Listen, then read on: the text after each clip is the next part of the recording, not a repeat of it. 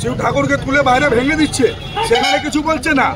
ভারতীয় জনতা পার্টি কার্যকর্তারা সেই মন্দির নিয়ে যদি এখানে অবরোধ করছে, আমাদের জেনারেল সেক্রেটারি রূপক মিত্রকে যেভাবে এখানকার তৃণমূলের দুষ্কৃতীরা সেই গঙ্গার ধারে আটকে মেরেছে, তার নিয়ে কোনো অ্যারেস্টিং হয়নি।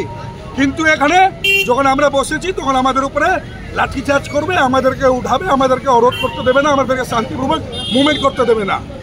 এটা কোন আইন, কোন দেশের আইন?